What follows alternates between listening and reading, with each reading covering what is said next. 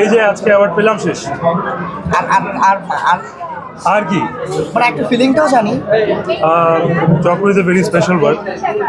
First of all thanks to my director Vicky সাহেব, যিনি এরকম একটা ক্রিটিক্যাল কাজে আমাকে কাজ করার সিদ্ধান্ত নিয়েছে, রিস্ক নিয়েছে, এবং আমি জানি না সেই রিস্ক কতটা আসলে সফলভাবে আমি পূরণ করতে পেরেছি। আজকে একটা ছোটোখাটো সম্মাননা পেলাম চক্রের জন্য। So this credit goes to my director, to my team and to the whole Assam family of Chakra, যারা আসলে আমরা কথা দিয়েছি সিজন 3 নিয়ে আবার ভেরিসুন আসছে আমাদের সামনে। আচ্ছা, একটা জিনিস লক্ষ্য করা গেল যে মাঝে আমরা যেরকম গল্পে তসিফকে পেতাম, এখন টোটালি একটা ভিন্ন জনরের গল্পে দেখতে পাচ্ছি। এই পরিবর্তনটা কি দর্শকদের চাহিদার উপর, নাকি নিজেরও একটা চরিত্রের খিদে আছে?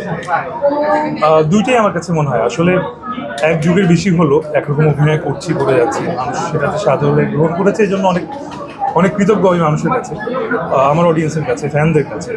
সো নতুন কিছু সবসময় দেখতে চাই, সবার কাছ থেকেই আমরা দেখতে চাই একটু চমক। আসলে আমরা আমার কাছে মনে হয় এটা আমাদের দায়িত্ব আমাদের অডিয়েন্সকে দেওয়া।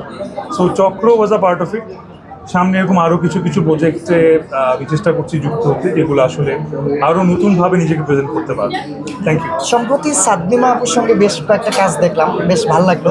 তো অভিনেত্রী হিসেবে বা কোয়ার্টিস্ট হিসেবে সাদনিমা কেমন আসলে? সাদিমার সঙ্গে একটা কাজই করেছি, যেটা এখনও স্ক্রিনে আসেনি।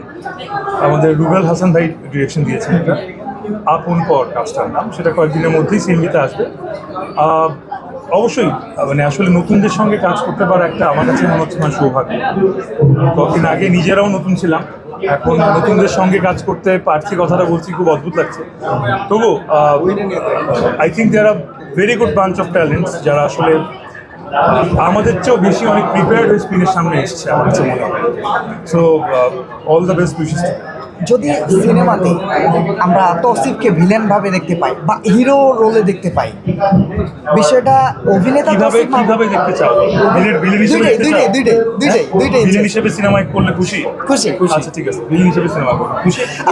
না, অভিনেতা তৌসিফের কাছে প্রশ্ন যে সে আসলে কি চায় এবং ব্যক্তি তৌসিফ কি চায়। ভিলেনও আসলে আমাদের জীবনের একটা অংশ।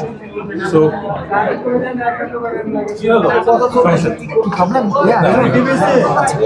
ভিলেনও আসলে আমাদের জীবনেরই একটা অংশ। আমাদের প্রত্যেকের জীবনে কোনো না কোনো ভিলেন আছে, যাদেরকে আমরা দাবি করি যে তারা ভিলেন। আমরাই হিরো সবাই। তো হিরো তো সবাই হতে চায়, কারো কারো ভিলেনের রোল করা উচিত। চক্রর ডক্টর হুমায়ুন একটা খুব গ্লোরিফাইড ভিলেন আমার কাছে মনে হয়। সো ওই গ্লোরিফাইড ভিলেন করার পর থেকে কিছু সিনেমার ভিলেনের অফার আসলে আমার কাছে আসে। সেটা করবো কি করবো না, এটা আসলে সময় সেই উত্তর দিবে, বেটার আমার চেয়ে। দেখা যাক, সময় আসলে কই নিয়ে যাবে। আচ্ছা ভাইয়া, ভিলেনটা কি? আচ্ছা